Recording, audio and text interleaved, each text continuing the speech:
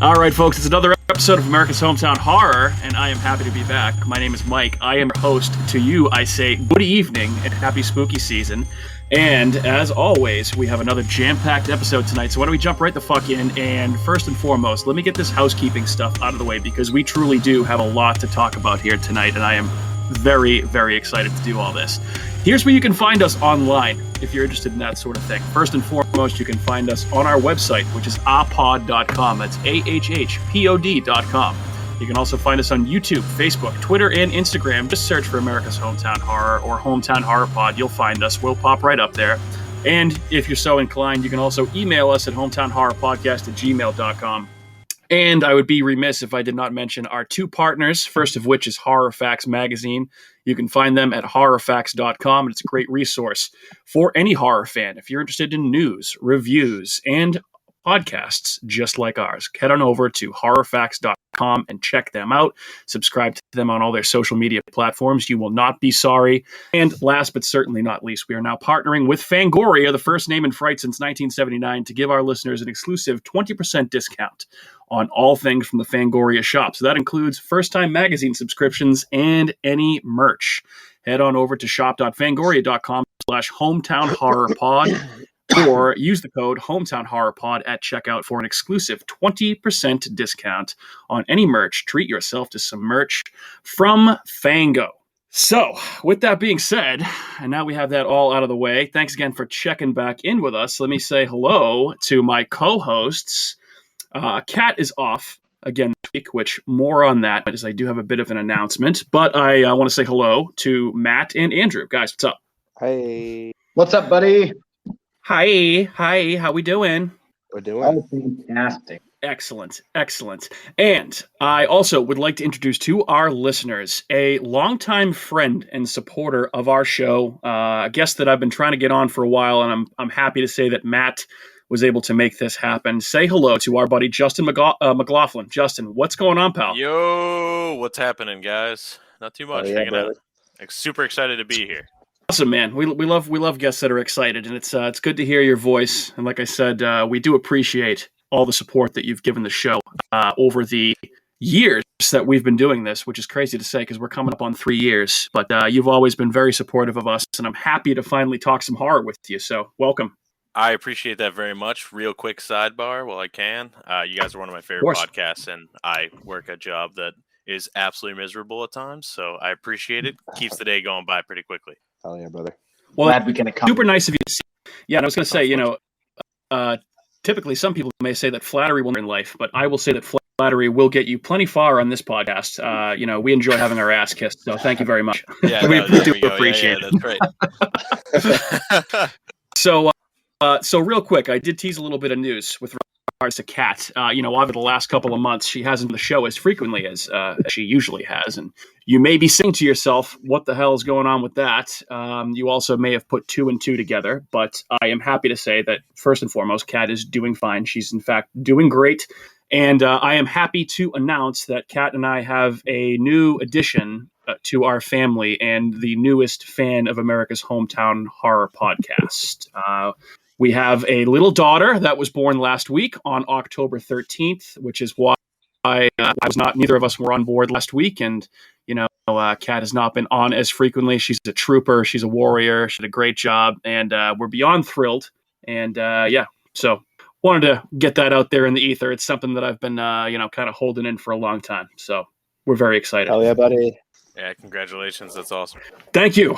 Yeah, we're very excited, and I've been trying to start her early on the horror movie viewings, which I would say that's probably the best part about having an infant that's less than a week old is you're essentially at home, tied to the couch, holding this child, and whoo, baby, have I been watching a lot of movies, which I know we have a lot to talk about here. I have a big long list, so why don't we start off with that stuff, but.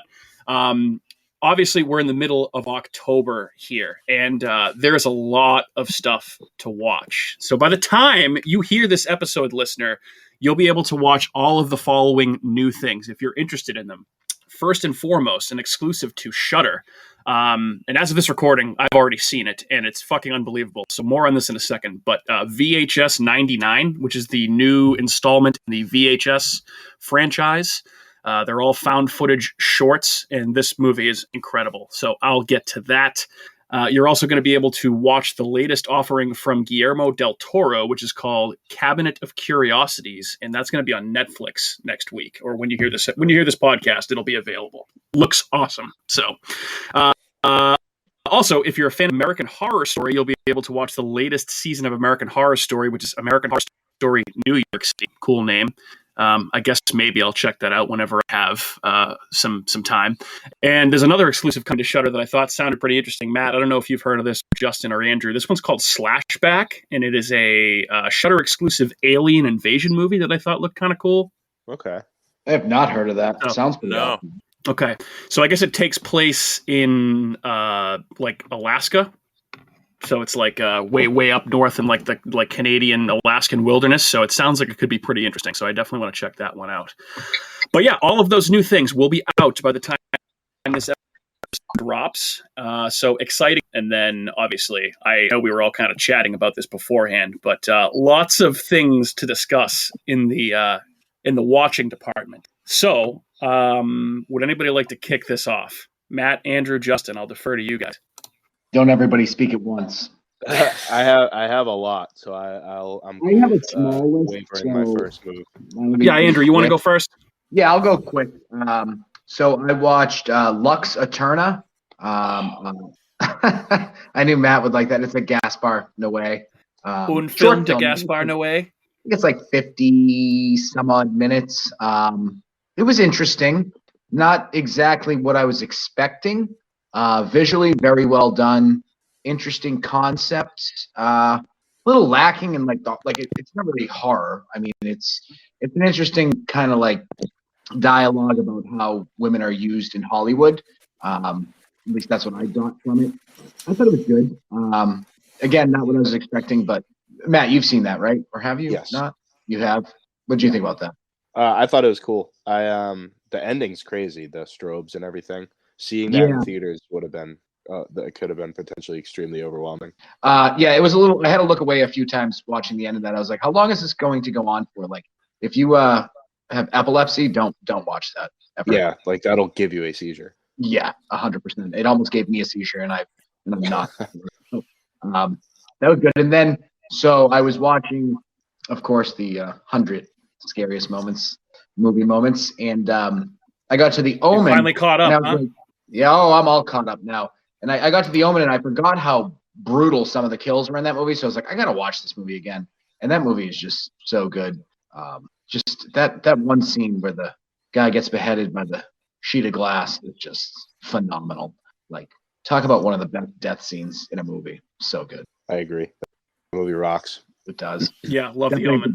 That's one I haven't seen in a while. I have to go back and check that one out too. Yeah, it's really good. There's some really good deaths in that movie. But other than that, that's about it for the last week or so. All right. Excellent. Good stuff. Well, I'm always open to talk about 101 scariest horror movie moments. I did not watch the newest one. I think I only have the newest one to watch, but I'm caught up on the rest of them. So, yeah, continues to be awesome. And I know, Matt, you and I were talking, it's going to be sad when it's over with. I know. I'm already I've just been so nice getting home on Wednesdays, and it's just the first thing I do is put that on, watch it. Yeah, for sure. All right, Matt, why don't you tackle it next? What have you been watching? I know you said you had a long list, so. I do. So I'll start with what I liked the best. I watched The Vanishing from 1988. This is I think it's a Dutch movie, but it's also in a lot of French too. I've wanted to watch this movie for a really long time. This was on the Bravo's countdown back in the day of the 100 scariest movie moments. I think it's earlier, and it's probably the first episode. I want to say it's in the late 80s of the countdown. But basically, a guy and a girl, they're married. They're on a road trip, and the wife goes into a gas station and never comes back out. And then the whole movie is this guy trying to find out where she went and why. And you find out that this guy has basically just been spending the past. How it doesn't really tell you like the period of time. I would say at least a few months preparing and like methodically to like a time stamp figuring out how to kidnap and kill a woman just to see if he can physically and mentally endure doing it. I won't give away the ending, but it's definitely absolutely worth watching. I had to rent it on Amazon. It was like $3.99, but it was very, very good. Suspenseful. The acting on all fronts is stellar. So The Vanishing, not the remake, not the American one. You got to watch the 1988 one because from what I understand, the American one has a different ending that does not pack as much of a punch. After that, I watched Deep Red, which is a giallo movie from 1975. And so this one was actually really cool. It was very gory, very bloody, very Italian. This is Dario Argento. But basically, it's like these two musicians kind of are around when this lady gets killed, and they decide that they end up kind of getting roped into trying to figure out like what the fuck happened. But either way, it's kind of a mystery thriller. A lot of those giallo movies are the same. Right after that, I watched Tenebrae, which is another giallo, which is also by Dario Argento. And this one is here we go. This one's about a guy who's writing a book, and it's called Tenebrae, and someone was killed, and they have pages of a book shoved in their mouth, and it's his novel. So he gets tied in. Kind of the same thing, but great kills, good slasher stuff. And then I watched Black Sabbath because that's on the 101 Scariest Movie Moments. That's a Mario Bava anthology movie from back in the day. Super good, super creepy. I really enjoyed it. I have that in my on my DVR or my Shutter queue because I definitely want to watch that. That was one that I certainly highlighted watching the Shutter countdown. It's good. It's a good quick watch. I watched another movie called Don't Look in the Basement, which is kind of like, from what I understand, it played a lot as a double feature with The Last House on the Left. It's definitely that grimy kind of early 70s exploitation, but it's just it was a little over the top. And the copy of it, I watched it on Amazon. It was fucking terrible. It looked like shit. So I had a hard time getting into that. Other than that, I rewatched Jaws. I rewatched X, American Werewolf in London, all which those movies are great. I also watched Halloween Ends. I figured we can all kind of talk about that for a few minutes. Yeah, for sure. You want to do that now, or you want to circle back to that before we get into Event Horizon? We can circle back. That's all I have for my stuff. Okay, cool. Perfect. All right, Justin, what have you been watching this month, or or this week, or anything good that's popped up on your radar? Yeah, so recently, for a couple new things that are kind of crossing our paths right now. So me and Audra have been kind of hammering. Usually we do 31 for 31. We have some stuff going on, so we kind of can't really achieve that goal this year. So we're trying to like really jam pack it into the weekends if we can.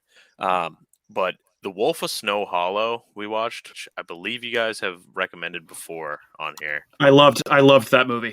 That movie rocks. It is so good. I believe it's on Amazon Prime right now. But that movie was an absolute joy.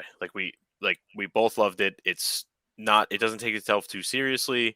The practical effects are good, but it is short and sweet. There's really not too much to it. Don't go into it thinking you're going to see the best movie in the world, but it is absolutely like a super fun movie. Then we watched The Watcher on Netflix. Yes, is this the new series?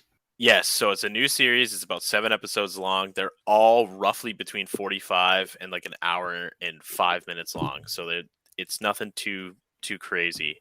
But we hammered through that series in like 3 days, solely because like it's just a good mix of like an actual true story, and then obviously they're taking like huge we're just going to take all these liberties with it. But overall, like with how into true crime me and Audra are, it was like a nice little like digestible thing that we could kind of try to slam it in. It's good. The ending is a little bit of a bummer. I wish it just ended with a little bit more of a punch if they're going to take so many liberties during it, but it is an ongoing case.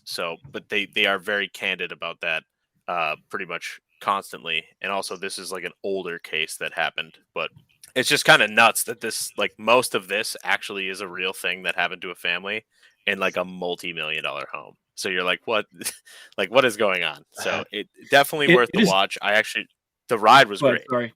No, the ride was great, man. And it's like, it's a little stressful, like, while you're watching it, because you're like, if this happened in my house, it's a lot of hypotheticals of like, what if this happened to me, are like kind of running through your head the entire time. And it's a bit of like a nail biter in certain points, because you're like, wait, like, what if this actually was occurring in my current home? And it gets you a little stressed out. So I liked it a lot, but the ending, not the best. My brother recommended it to us. He watched it in one night with his wife, and we were like, all right, we'll check it out. And then again, we finished it in about 3 days. And then we started Midnight Club. Not very far into it at all. We both love Mike Flanagan a lot. Doctor Sleep's one of my favorite movies, and then I liked Haunting of Hill House and Haunting of Bly Manor a ton. So I was like, you know what, we'll ride with him, whatever he's got. And Midnight Mass was great too. This is way more of like a teen drama than I thought I was going to be in the setup, but the 90s nostalgia is hitting hard. Like, the soundtrack is phenomenal right off the bat. The soundtrack bangs. It's awesome. Oh, dude, it's fantastic. And like, the characters, like the actors are all great. It's really good so far. I can't wait to see where it's going, but we're really not that far into it. And then for rewatches, we hit The Witch, which is, again, like, what a movie. Just absolutely fantastic. And then Evil Dead 2013, like the remake. That's just a movie I love. I think that's one of the better remakes like ever made. It's so good. It's with all the practical blood effects and everything. It's such a good movie. Great cast. Keeps pushing through. I'm hoping that they kind of continue that vibe that you get through the whole movie of just, it's unsettling. You don't really know the direction it's going. Like, they're like making their own artistic choices, and then the way it wraps up and everything. Evil Dead Rise is a movie I've been so excited for so long. And then we rewatched Halloween Kills in anticipation for Halloween Ends, which is a movie I have skipped every trailer for. And I have yet to watch Halloween Ends. Again, some stuff came into play, but if you guys got to spoil it, you guys got to spoil it. I'm cool with that. Yeah, I don't think we should spoil it for him, but what do you think? I don't think we should spoil it. No, if you're gonna watch it. Yeah. So I've heard extremely mixed reviews. It's either like, this was cool, they did something different, or it's like, this was absolute dog shit, and I'm I'm moving on with this fucking donkey brain movie. So I was like, all right, we'll see kind of how this shakes out. I'm gonna obviously reserve my opinion for my own. Sure. And then really, last two things on my list was Scary Stories to Tell in the Dark, which we have never watched before. It's fine. Like, I liked the stories when I was younger. It's whatever. Like, I was like, all right, this is this Blumhouse ass movie. Like, I don't even know I don't know who made it. It's just like, all right, there's certain aspects of it, like the jump scares, where you're like, all right, yeah, that got me a little bit. But for the most part, I was like, this could have been something like legit grimy, like gross movie that went over the top, and it just didn't hit as hard as I hoped it did. But again, I guess they're playing to their, a potential age market. See, I didn't think it was that bad, but they absolutely could have made it scarier. And when the depressing thing about that, the guy who directed it, Andre Overdahl, so he directed like The Autopsy of Jane Doe. That movie's fun. Troll Hunter, those movies are fucking awesome. Oh, so Troll Hunter is definitely such a good movie. Oh yeah. So this is definitely much more of a mainstream move. This is like, I think Scary Stories to Tell in the Dark is more gateway type horror, but I still kind of liked it. I see what you're saying though. Do you think this was like a studio stepping in and being like, hey man, like, let's make this as marketable as possible? Absolutely. I think they probably went to him and they were like, hey, we want you to make this like a scarier but not R-rated Goosebumps. Yeah. No, that's pretty much what it is. I mean, when you look at like Troll Hunter, prime example, that movie's like, it's so fantastic. Like, I really like that movie. It's phenomenal. And it's really just out there. And then Autopsy of Jane Doe, again, like, that movie scares the shit out of me. So like, all right, yeah, this is some good shit. So definitely a bummer. And then just based on some recommendations, I just started I'm doing audiobooks just while I'm working, but I just started listening to It for the first time. Ooh, hell yeah. Holy moly. That book is so good. So Salem's Lot. How far are you? kind of hard to tell. I don't think honestly the audiobook's like 50 hours long. I think I'm about at the 15-hour mark. It's very long. Yeah, and it's just like it's stuff I didn't know. Like watching the miniseries, I don't even think I ever caught it. And then the full, like, you know, obviously the more recent films, like, you know, Bill's wife being named Audra and my wife being named Audra was like, oh, what the hell? Like I didn't even like really put this together until just now. Like, so it's definitely been a cool like all the detail that he goes into. It's pretty bone chilling. I'm still just in the Salem's Lot. I think is his best book. Me too. Yeah, when the graveyard scene in Salem's Lot is something that I hope they touch on in the movie, because it is still potentially the scariest thing I've ever heard in my entire life. When he like opens the coffin and the little kid's awake. When he's just, when he's digging the grave. Yeah, dude. And the time he keeps having like experiencing lost time, and every time he looks up at the sun, it's just darker and darker, and he's further in the ground, and he's like, dude, something's staring at me from that house. It's so like. It's like the most intense, just goosebump inducing scene. Yeah, it's menacing. But yeah, that's pretty much it. That's what I've been got going on. And then hopefully we have a couple things in the wings, like the new Hellraiser and stuff like that this weekend, and Halloween Ends. So beautiful. All right, so I'll kind of comment on a couple of things you mentioned there, Justin, that I also watched. So in terms of rewatches, so I also, in anticipation of Halloween Ends, I rewatched the 2018 Halloween, which I actually quite enjoy. I love that movie. Because I do too. But I could not bring myself to rewatch Halloween Kills because I feel like it's such a piece of shit. I know other people liked it more than me. Maybe I really do need to give it another shot. But I did rewatch the 2018 Halloween, and I liked it about as much as I remembered liking it, and I was iffy going back in. I thought maybe some of my my fondness would have faded with time, but I didn't really necessarily find that to be the case. So the season of the witch masks being in Halloween Kills, when that scene happened, I'm honestly, I'll just spoil that movie if that's cool with you guys. Go for it. When the season of the witch masks like show up in that movie, like I understand they're just like some shitty like trick-or-treaters. I was like, this is what's up. Like they're gonna go in the coolest direction with this, I think. Like I have so much faith. Like that first one was so good, and like so far story's not been the best, but like so that's like probably a quarter into the movie. The kills were great. Like that opening scene is awesome. All the kills in that movie I think are phenomenal. And then at just the end in like the Evil Dies Tonight stuff, dude, like it was just beating a drum, and like the guy who looks like Danny DeVito's penguin running around the hospital, and they're all chasing him, being like, "That's him. That's Michael Myers." Oh, yeah, I'm like, all right, man. Like a little bit of like, you know, personal awareness and like how tall he is. Like it didn't make any sense, and it just, dude, it the most un-Michael Myers looking person potentially on Earth. Yeah. It just felt so, I don't know. It just felt like a little lifeless with some of the story beats. But the kills were great. Like I really can't stress that enough. Like I like the violence was incredible. Yeah, the violence was definitely good.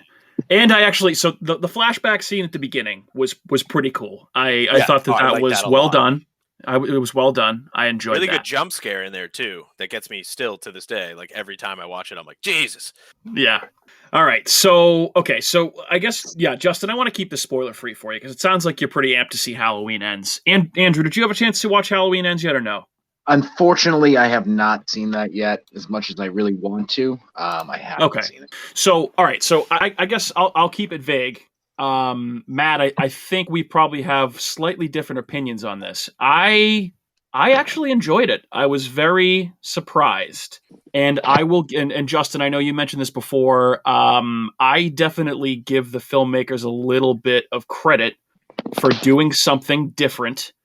It is not at all what I was expecting, based on the marketing for the movie. And I think that there are probably a lot of the negative reaction to this movie is based solely on the way that it was marketed, which, it's how many times have we heard that story before where a movie has been mismarketed? And I feel like the story that they are portraying in these trailers and commercials and the posters is this big knockdown, drag out brawl that lasts 2 hours between Laurie Strode and Michael Myers. And that's not necessarily what you're getting here. I don't really think that's a spoiler to say that. It's, there's definitely some of that, but it's going to be not quite what you expect. And I think that your level of, appreciation for the movie is going to really depend on if you're okay with that or not.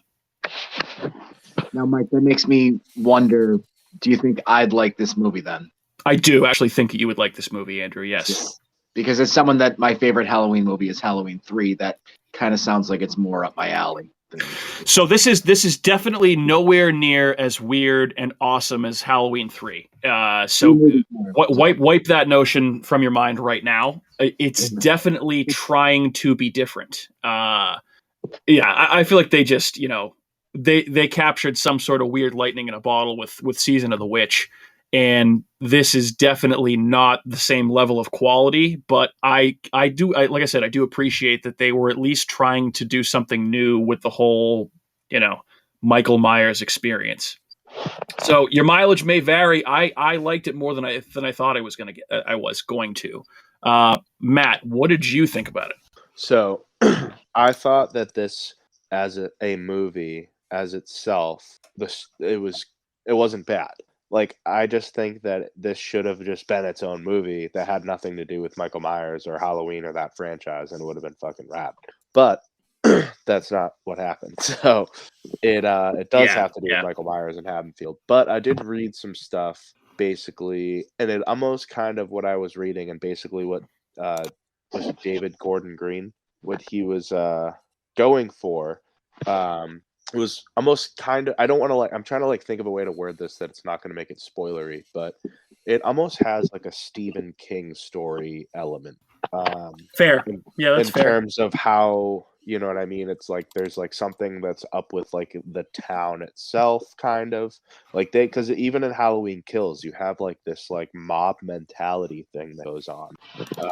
So I thought when I kind of in retrospect looked at the entire 3-movie thing under that light, I had a little more appreciation for what they were trying to do and for what they saw this whole thing as.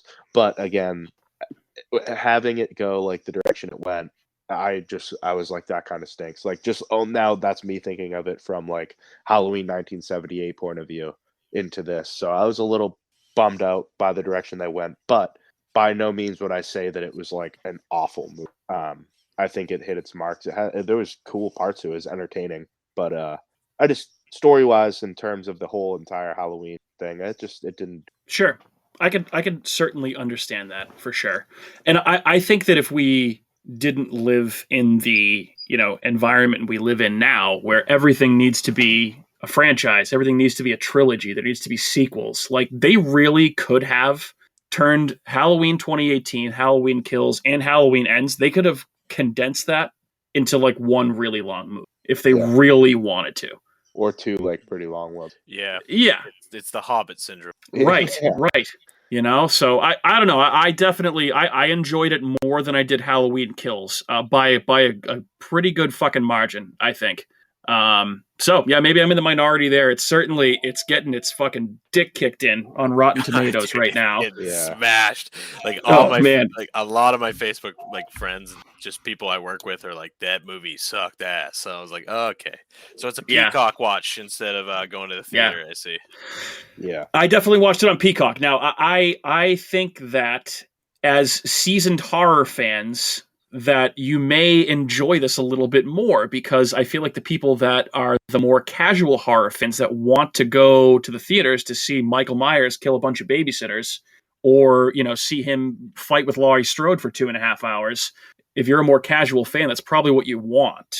So I think a lot of the negative feedback coming from this movie is kind of, again, those expectations that were, falsely set and then not met in the eyes of many people. So take that with how you will, I suppose. Sure. All right. Overall, I'm looking. Yeah, definitely check it out. I mean, if you have Peacock, for sure.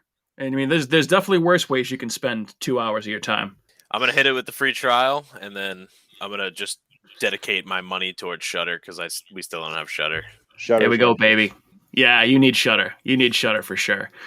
All right, so that's Halloween Ends, and as I mentioned, I did rewatch Halloween 2018. So I also rewatched The Shining, which I watch usually at least multiple times per year. So I rewatched The Shining.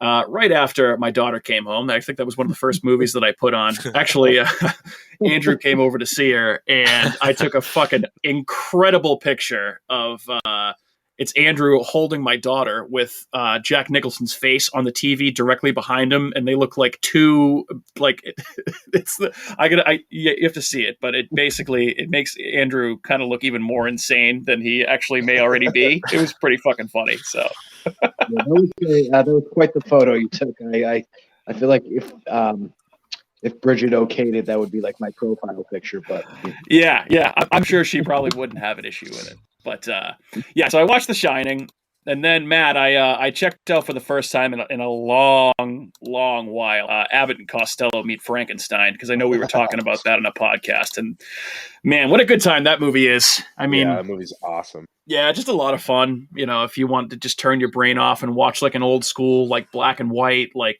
monster movie, it's just more of a comedy, obviously, but you have the Wolfman, Dracula, and Frankenstein all in it, and you get a nice little quasi appearance from one Vincent Price at the very end as the Invisible Man, which is pretty awesome.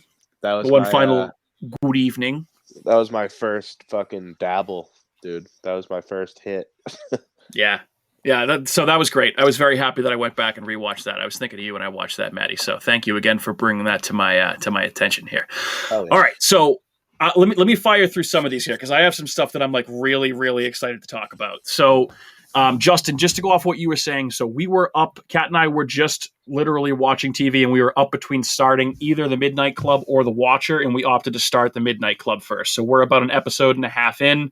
Yeah, that's so I don't. Yeah, I really don't have an opinion on it yet, but it's definitely like the '90s nostalgia is pretty cool, and the soundtrack's awesome, and I think it has the potential to be a very interesting story. And I mean, Mike Flanagan kind of can do no wrong right now, so I'm interested to see where it goes as well. The first episode's good. Yeah. For sure. I liked it. And then obviously The Watcher is in my queue as well. In the same vein, I should say. So for Netflix TV series, I already watched all 3 episodes, or the first 3 episodes that are available now of Volume 3 of Unsolved Mysteries on Netflix. Anybody else check this out? Ooh, no, I didn't even realize those were out there yet. Yeah, they're out now. So the 3 stories, they're pretty good. It's weird because with Unsolved Mysteries, I love it, but I actually I'm a guy that loves UFOs and alien shit. They kind of lose me when they do those alien episodes on this new iteration of Unsolved Mysteries. But the true crime ones that were on there so far were both really good, and they're doing new episodes each week for the next 2 weeks after this. So definitely check out Unsolved Mysteries on Netflix. I also checked out Werewolf by Night on Disney Plus. Oh yeah, how's that? It was pretty good. I mean, it's an hour long, PG-13 Disney Marvel Halloween special. It's in black and white. Definitely a throwback to like the classic Universal monster movies. Some very interesting practical effects. And there's a really deep cut Marvel horror character in there that I never thought that I would really see on the big screen. That is pretty awesome in it. So, I mean, if you have Disney Plus and you're looking for something to do on Halloween, throw on Werewolf by Night. It's pretty cool, and it's like 50 minutes long. So there's definitely way worse ways to spend your time, I would say. Okay, so and then these are the ones I'm really excited to talk about here. And I know I'm going to keep rambling here, but it's been a little while since we've recorded. So, Matt, Andrew, I know you guys talked about Hellraiser last week, and I think Justin, you said you didn't see it yet, right? I haven't seen it yet. Can't wait to. I love the original Hellraiser. I really liked this one a lot. I thought It was pretty good. Yeah, I dug it. I thought it was obviously it's a much more grounded take on the story, I feel like, than the first one, which I kind of liked. And Matt, Andrew, and the way you two and Hannah described it as like basically a way that someone that knows nothing about the Hellraiser franchise to get into the franchise. I feel like that's a good way of describing it, because they kind of, it's kind of like the explain it to me like I'm a fucking moron, like plot progression of Hellraiser type thing. But I don't mean that in like a negative way. I thought that the Cenobites. Oh, Andrew, say it with me, okay? Cenobites, right? Again, I listened to the first 5 minutes of the last episode, and that I laughed. I laughed at that in line at the grocery store. I was like actually laughing. I'm glad I can make people laugh still, so that's good. Dude, I thought they looked awesome. I thought Pinhead was awesome. I thought the practical effects and the gore was pretty good. I actually thought it was going to be a little bit more violent than it was, to be honest. It didn't really. I feel like the first one is more extreme. Oh, yeah, way the more. first one's very gory. The first one's pretty wild. Yeah, like definitely. But I liked it, and I thought it was pretty cool. Justin, if you like Hellraiser, I don't think you'll be disappointed. So definitely check that out. So I was texting Matt about this. One of the first movies that I watched after we got home from the hospital, I had baby watching shift, and she was sleeping, and I was like, you know what? I'm in the mood to scare the shit out of myself. Like, what can I watch right now to really scare me? And I had never seen Lake Mungo before. Have any of you guys seen this movie? No, so I've heard nothing but positive. Oh my God. Did you take my advice? What was your advice again? I forget. I'm sorry. You guys were at the hospital, and I was watching the 100 Scariest Moments. Oh, yes. Yep. Showed up, and then it gives away like the whole movie, and I was like, "Fuck! I shouldn't have watched this," because now it's like I know the entire movie, and I was like, "If you're gonna watch that movie, do not watch that." I did. I appreciate the heads up. I did heed your advice, so I waited on 101 Scariest Horror Movie Moments before I watched Lake Mungo, and holy shit! Like I don't feel like I scare very easily anymore. It's almost kind of bugs me sometimes because I want to be scared. This movie, I was scared shitless. Like watching it at 2 a.m. by myself in the dark, and the way it's shot, it's like this very like grainy, like faux documentary feel to it. And I did end up going back and watching the 101 Scariest Movie Moments, and the way they describe it is almost shot like a David Lynch movie, and you can certainly see that, like with the camera work. Ooh, that's rough. And yeah, and dude, the imagery is very unsettling. I don't even want to give it away, but it's a very untraditional haunting type of story that takes a lot of twists and turns. And I was needing to throw on an episode of It's Always Sunny in Philadelphia when I finished. I needed something to kind of cleanse the palate a little bit. You know, I was pretty pretty rattled. Which, dude, if you're looking for that, check it out. It's on Tubi right now, so watch it. Oh, fantastic! So, yeah, one thing I got to give Audra all the credit in the world. So when we first got together, I liked horror movies. There were some horror movies that absolutely resonated with me, but she was like into like, what is the scariest thing I can find? And then she would just drive it down our throats. Now she's like, all right, I'm a little bit more tame. I don't want to go like super gory, anything like that. But this one was on our radar for a while. We haven't watched it yet. This guy on YouTube, Chris Stuckman, he reviews some horror movies like every October. And he recommends them in a high regard because he's trying to be a director of horror movies. He's got one like in the making now, but Lake Mungo is one that he's just like, this movie fucked me up forever. Like I'm never gonna be the same. And I was like, damn. But I feel like Hereditary completely understandable. Has that same like Lynchian, like kind of like what's over there in the corner. Like there's a lot of stuff in Hereditary that people miss that like in the background actually scared the living shit out of me. Yeah, because me in the background of scenes there'll be like, you know, I again won't give anything away, but there will be something there that like just the imagery just absolutely drives me nuts. I'm like, look over there, dude, please, like acknowledge what I'm seeing, and they'll just move on to the next scene. And I'm like, that's why I like that movie so much, to be honest. Yeah, you gotta see this then for sure. And it's funny because we were talking about Mike Flanagan before, and on the Shudder show, the Countdown, Flanagan is one of the big people that talks about Lake Mungo and the impact that it had on him and his work, specifically The Haunting of Hill House. So I was just going to say, if it's the imagery in the background, I mean, The Haunting of Hill House, it's so evident. It's everywhere. Yeah. So, yeah, Lake Mungo, check it out if you dare, which if you're a listener to this show, I'm sure you will, and thank me later. It's fucking awesome. So, all right. Couple more quick ones here. And Andrew, I know this was a recommendation from you, and thank you for this one because I really dug this movie too. It's on Hulu right now, and it's called Sputnik. If any of you guys have seen this. That movie's amazing. Nope. Yeah, so this is a creature feature, totally a Mike movie. Not a worm movie, but a monster movie. It's an alien horror movie. The entire thing is in Russian, so I would say to you, listener, don't be a lazy American and read some subtitles because the movie's fucking dope. Awesome creature design. and it's set in 1980s Cold War Russia.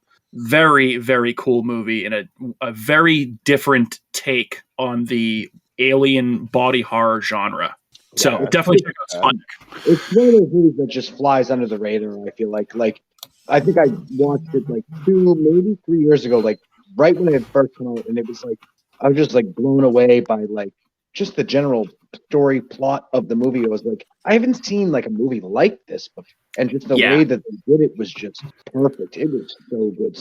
And I feel like no one talks about it. It's awesome. There's a very big human element to the story that I won't spoil, but it's different. It's very interesting. So it's worth checking out for sure. And that's again, most of these are all streaming, all this stuff, because I was just scrolling through my queues on all my streaming apps, and I was like, you know what?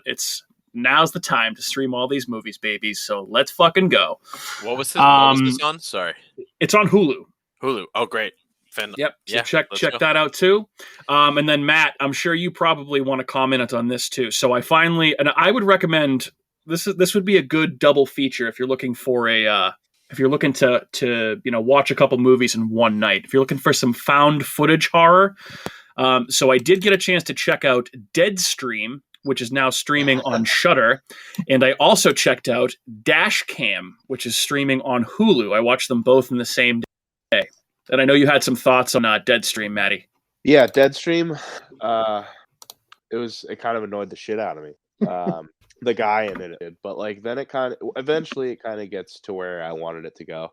And it was the last 30 minutes of it were pretty fun. It's just you gotta wade through a lot of like this. It's like obnoxious like YouTube, Instagram, fucking influencer personality. So yeah, for sure. But it's got some laughs. It's got some very good practical effects, some good jump scares. It's a cool movie. It's definitely worth checking out. But you're gonna have to make it through like the first at least half hour, I would say, before it really starts to kick into high gear.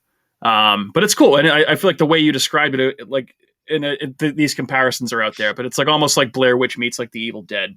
Yeah, that type of vibe to it. So it's fun. It's definitely a fun little watch. That's on Shudder. And so, Matt, I will say to you, yes, I found the main character in Deadstream to be incredibly annoying. And the main character in Dashcam looked at that character and said, hold my fucking beer. Let me do an even more annoying performance, if that is even possible. Damn. So, Dashcam is directed by the guy. Did you guys see Host on Shudder, which is like the Zoom COVID horror movie? I didn't. I heard so many times. Decent things, nothing like overboard, but like I heard it was pretty good. So I really liked that movie, and this is very similar to that. This movie is about a content creator who does live streams doing music out of her car, and the main actress is playing a fictionalized version of herself. Her name's Annie Hardy. She's in this band called Giant Drag. And the entire time, all I can think about, so she's featured on the weirdest Deftones song of all time. It's called Pink Cell Phone. It's off Saturday Night Wrist. Oh, yeah. So she's the main character in the movie. And she's like this streamer that is a like anti-vax, like COVID denier, like Make America Great Again hat wearing, like right-wing nut. I did not expect you to say any of this. Dude, it's a weird concept, so follow me here. So basically, she's out driving around in London. She steals her friend's car. Her friend is an Uber Eats driver. She goes to pick up some food, basically to steal the food in his car that she's also stolen. And this woman is out back with this lady that's sick and says, "Hey, I need you to take this lady to this address, and I'll give you several $1,000s. Here's some cash. Take her to this address."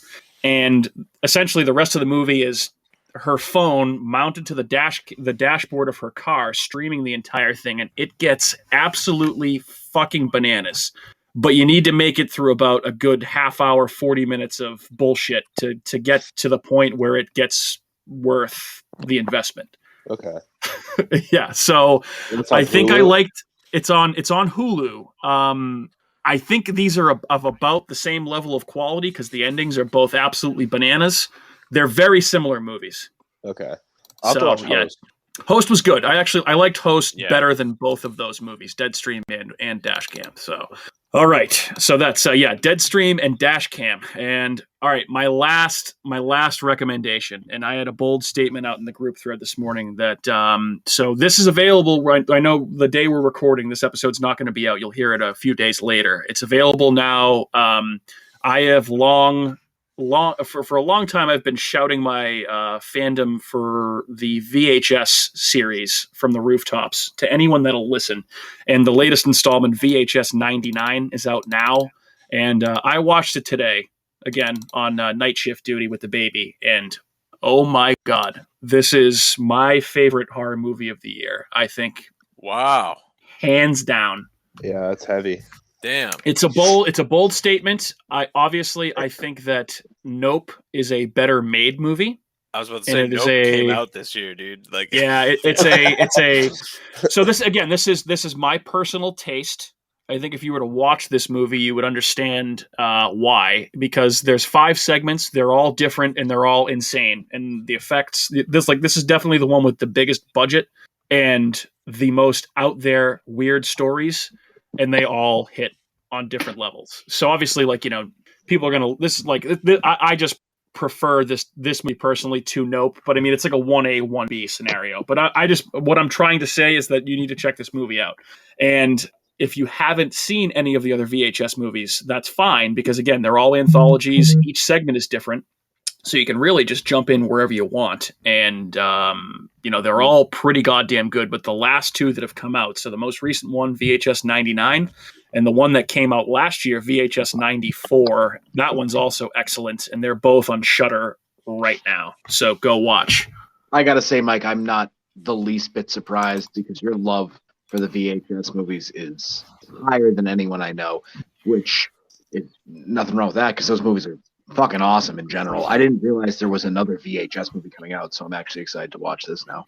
Oh, Andrew, if you don't go to bed after we're done podcasting tonight, throw this on. You'll fucking love it. They lean very heavily into the 90s nostalgia. And I think it's just funny because there was a lot, and it's still going on with Stranger Things and everything, but there was a lot of 80s nostalgia going on for a long time. And I feel like the 90s nostalgia is kind of reaching a fever pitch right now. There's a ton of 90s stuff. And dude, there's the more that's going to be a thing. So yeah, I know. But so there's, I don't want to give this away. All I'll say is this: there is one segment in the middle of this movie. It's called Ozzy's Dungeon. This is essentially a horror remake spoof homage to Legends of the Hidden Temple from Nickelodeon. Oh, that's awesome. If you were to mix Legends of the Hidden Temple with, I don't even want to tell you with what else, because it's just, dude, it takes so many twists and turns. It's fucking awesome. One of the coolest things I've seen this year. And the last segment is also like an A plus, and it's also Matt. So it's directed and starring the same guy and girl from Deadstream. Yeah, and they're in it. He's much less annoying in this. I will say that. Sorry, what was that, Justin? Is Olmec from Legends of the Hidden Temple in? So there is a variation. There is a variation of a character like that in there, and you'll know it when you see it, obviously. Wow. But dude, it's wild. It's absolutely insane. So I can't recommend VHS 99 enough. It's so cool. All right, and that exhaustive list is what I have. Is there anything else that we missed, you guys? Anyone else got anything? Now that we're like almost an hour into this bitch. Yeah, I did watch Hocus Pocus 2, and as a fan of Hocus Pocus 1 since I was a little kid, I actually truly enjoyed that movie. So bring on the hate. I'm cool with it. But me and Audra both really liked it. I mean, it's not going to be probably an every year watch. Like the first one we usually throw on the 1st of October and then maybe toss it on in the background on Halloween night. Well, we're probably 3 sheets to the wind at that point. But for the most part, it's really I don't know. It was fun. It was a good movie. Okay.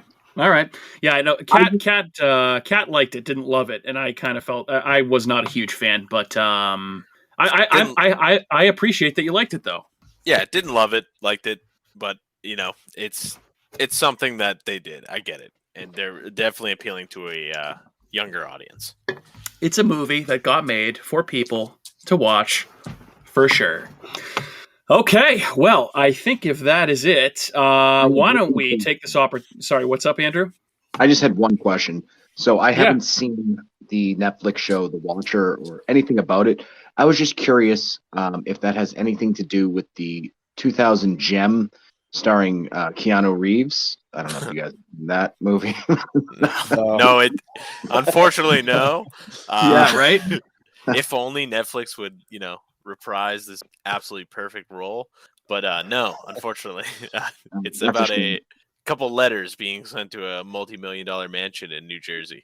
Yeah, dude, it is the creepiest, one of the creepiest true stories you will hear. Like, Andrew, if you there's a huge article about it. If you look it up, it's like really scary. It sounds familiar, you saying that, so I feel like I've heard about it now. I just don't know what it was, whether it was like, it feels like it was something that was like on like Unsolved Mysteries or Forensic Files or something, but this was like recent that it happened. I think it was. Yeah, I think so. I want to say it was like 2013, like around that time frame where the New York Times kind of released the article from the family, like the family that it's based off of. Obviously, they take liberties, like everything's a little different in the show, but for the most part, that is what happened. That sounds right up my alley. Then I'm gonna have to check that out. It's good. Oh yeah, you gotta check it out. Yeah, the only thing that kind of gave me pause is the fact. So it's another Ryan Murphy show. So the mind behind American Horror Story and Jeffrey Dahmer and all that. So again, and my big issue with his stuff is that it just kind of goes on too long. That's what happens. To be honest. Okay. Yeah, that's what he does. Almost didn't need to exist. It could have been a 6-episode show and really hit the nail on the head. But yeah, see, I don't know if you saw the Jeffrey Dahmer show, but that's kind of how I felt about that. It just, I feel like it could have been resolved a few episodes earlier. I still liked it. I liked it a lot, but I feel like it went on too long. Yeah, we watched the Jeffrey Dahmer show. It's fun. I like this. So Evan Peters was awesome. He was great. He was great. He was the best part of the show, obviously. I'm gonna make you a pulled pork sandwich. Eat the sandwich. Take back your complaint. Come on, I gave you $100. Yeah, I paid for that. Can't take that. So fucking weird. What a weirdo. All right, cool. So why don't we take this opportunity here? Wow. So yeah, we really did have a lot to talk about, which is good. So I like this. Good conversation, you guys. Before we jump into, I should say, Event Horizon, why don't we pause 90 seconds for a quick word from our sponsors? It's official. The critics' decision is in. Spooky World is spooktacular. Enter the new black hole. If you dare. Or the new horror House of Wax. This year, don't miss the real Jason, Bobby Pickett, or Alice Cooper. Phone the 24-hour Spooky World hotline. 508-838-0200. That's 508-838-0200. Spooky World is just west of Boston and haunts every night from October 1st till November 1st. If you had the nerve, you'd phone 508-838-0200. It's America's horror theme park, Spooky World. Don't be scared. I'm the super sweet monster with the super sweet new cereal, Count Chocula. Biffle, here's the super sweet new cereal, Frankenberry. But I've got chocolate sweeties for monstrous chocolate flavor. Well, I've got berry-flavored sweeties for monster strawberry flavor. Count Chocula. Frankenberry. Hi. Frankenberry. Count Chocula. Sleepy Clovers! Alive! It's alive! It's alive! The new face of evil is going to scare you to death. Barrett's Haunted Mansion. It's killer this year. Then be next door to the Abington Ale House. Barrett's Haunted Mansion. Eat, drink, and be scary. Go to bhmansion.com. And we're back. Hey. What's up, guys? We back, baby. We back. All right. So we're talking about Event Horizon, which is a movie that we've tossed around quite a few times, but we've never actually pulled the trigger and followed through on this. And am I to understand, Justin, this was a request from you, right? Yeah. So I threw it in the pile just based on what Matt had told me. You guys, we're throwing a couple movies out there. I absolutely adore this. Excellent. So I tossed it in there and just to see if we could do it. Beautiful. And I could hear, the sounds of jubilation from the general direction of Andrew whenever it was decided that we were going to do this movie, because I know that he really, really likes this as well. Am I correct, Mr. Andrew? I mean, people that besmirch this movie can go fuck themselves.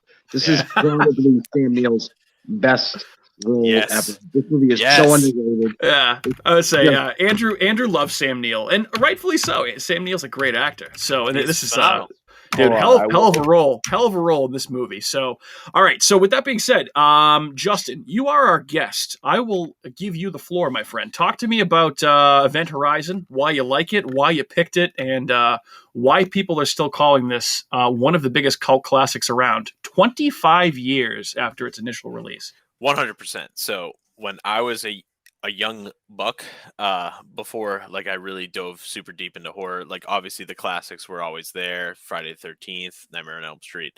I always liked those movies, but it was like really The Thing, Event Horizon, these type of sci-fi horror movies that like fit into like my absolute like nerdum beyond horror, that like really clicked with. So my dad watched this movie with me and my brother when we were super young. And I don't know if my brother even like, really absorbed it as well as I did. This movie is nuts. And like, my dad watching it with us at that age, he was just kind of like, this is kind of pushing it, boys, but we're going to let this ride. And since then, it's literally stuck with me super hard. Broncos country, let's ride. Let's ride. Sorry. Russ, he's really screwing me in fantasy. Just a side note. Yeah, he's absolutely smoking me. It's pretty bad. He's such a fucking dork. I had to throw that in there. I know we're so far off topic. I'm sorry. I know, but that team should have been so good. Oh my god, yeah.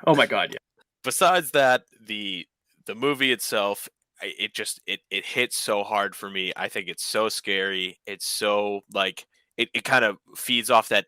It has the same vibe as Alien at the beginning, where it's just this like, crew heading out into the unknown reaches of space. It just gives you this whole feeling of like, they're totally alone. There's no one that can help them. The only people that can help them are the others on the ship. And as they're getting kind of, eliminated one by one, it's tough. It kind of like adds to the whole level of it. So this movie just absolutely hits super hard for me, with The Thing probably being my favorite movie. It fits right into that category. So this is a top 10er for me, for sure. Oh, I mean, it's right up there. I mean, you want to talk about sci-fi thrillers? There's very few. I mean, you got The Thing, Alien. This is basically The Shining in space. Like, it's nice. So good. Good comparison. I didn't even think about that. It's just a great. The characters are awesome. The acting is phenomenal. I mean, the plot's a little kind of all over the place, but everything else makes up for that. Like, it's essentially, it's like your worst nightmare going into an altered dimension where you just have no idea what's going to happen. And as it's happening, it just gets scarier and scarier. And it's like some of the visual effects in this movie are just phenomenal. Like Sam Neill just disembodying people, just with no eyeballs, just ripping people to shreds. I just can't get enough of that. So, I mean, to me, it's a perfect movie. Like, I feel like this movie gets so much slack, yet it's such a good movie. It's like Sphere. It's phenomenal, underrated. And I like that. Yeah, Sphere's a good movie too. Sphere's awesome. I love that. Fucking give Mark Wahlberg movie. Anytime, I'll take it. I don't care. Yeah, you talking about the Mark Wahlberg Fear? Is that the one you're talking about? No, Sphere. Oh, Sphere. I was going to say that's a weird comparison for sure. What movie did you think we were talking about? I thought Fear. Fear? No. Okay, so all right. I'm not the only one that heard that, Matt. I thought that's what I heard too. Never mind. Yeah, well, Sphere and Fear sound the same. You have to really pronounce the Sphere. The Sphere. Yeah, I apologize. One other thing, if you have young children, you may realize that you may not get as much sleep as you would hope to at certain points, which has been the case with me over the last week. My didn't get enough sleep in Event Horizon, and then he lost. Yeah, right. Yeah, my brain definitely isn't functioning at full capacity right now, so I apologize. But I feel like the Shining in space is a great way to describe this movie. That's such a good call. I didn't even think about that. I mean, it's what it is. I mean, I dare you to tell me that Jack did a better job than Sam Neill. No, sorry, not happening. I'll take wow. That's a spicy take right there. That's like extra hot. Yeah. That's like fire in the hole, Lucioso's pants shitting wing sauce level of fire right there. But hey, it's different. It's your opinions. It's your when you have it's what am I trying to say here? Again, sorry, brain not fully functioning. That's a weird opinion, but I respect it. I guess that's what I'm saying. That's a Felger and Maz take. Yeah. That's what I'm here for. All right, awesome, Matt. What do you think about Event Horizon? I think Event Horizon's great. I think it has just enough 90s cheese. It's got I love when movies that are like this serious and like technical have a character that still says like funny lines. Like what's his name? Cooper. When Cooper, he's just he's always got the quips, dude. So it's just such a 90s trope that I always think is funny. Richard T. Jones. Yeah.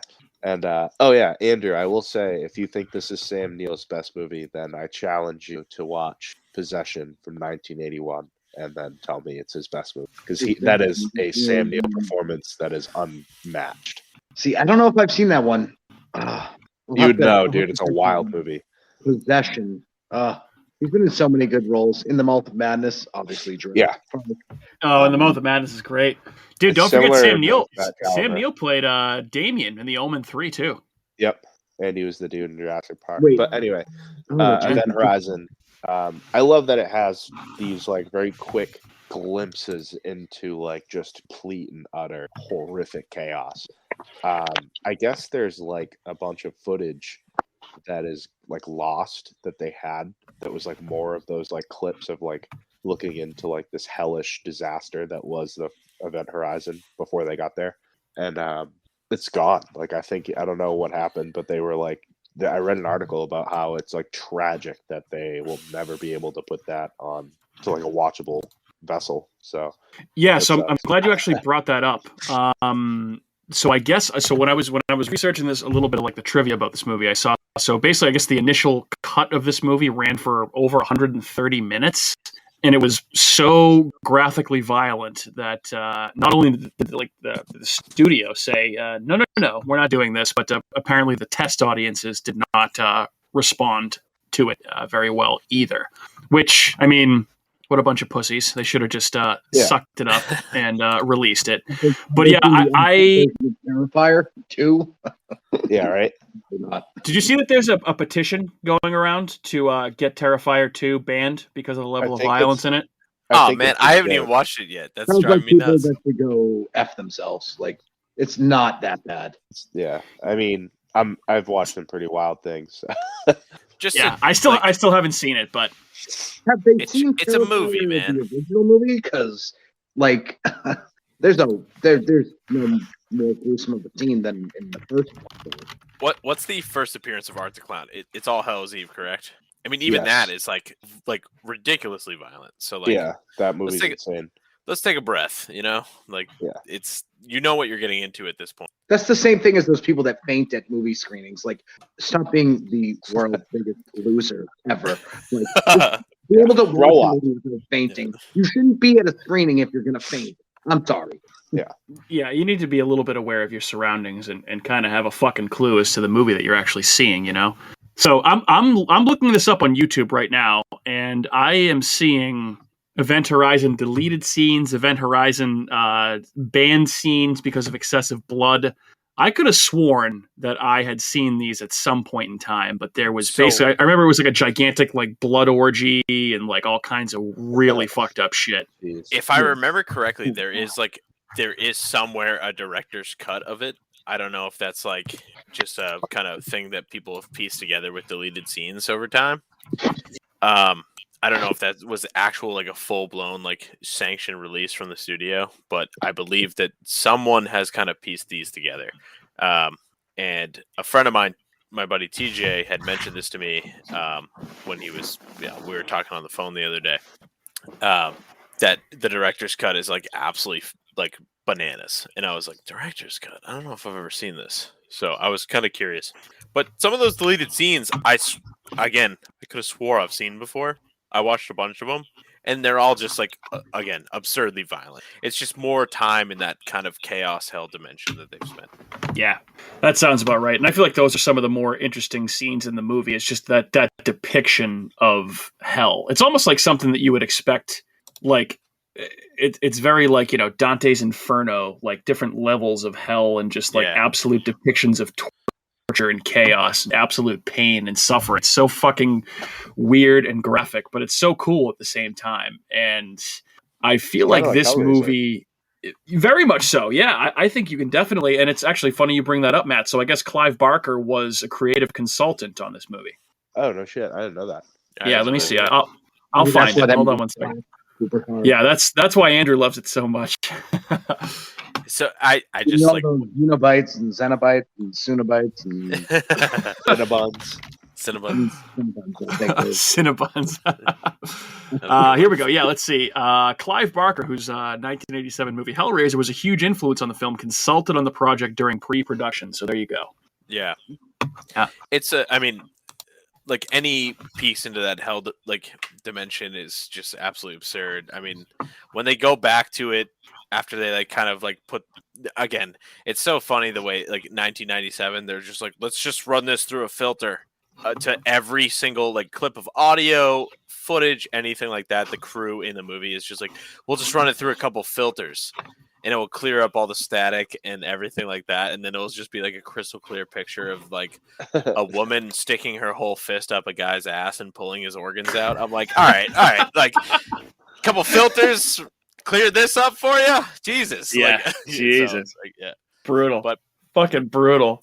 I think the design of like the core, like the actual gravity core of this movie, the gravity drive that allows them to go to, you know, bend space-time, the design of it itself is like, you look at it and you're like, wow, this is like kind of mesmerizing as it's just spinning around, and then every time it just like lines up, it's like, wow, this, like, they were smart about a lot of this stuff. It's metal as hell, it looks cool, but it just really like has that level of like, I'm unsettled every time that they're in that room. I think the production design on this is definitely a highlight. It looks beautiful. Now, with that being said, I don't think some of the CGI has aged very well. No. Yes, which I hadn't seen this movie in a long time, but like the shit floating around when there's no gravity, like on the event horizon, is fucking dude. It looks like something out of like a fucking 1990s like, you know, computer commercial. It's like pretty bad.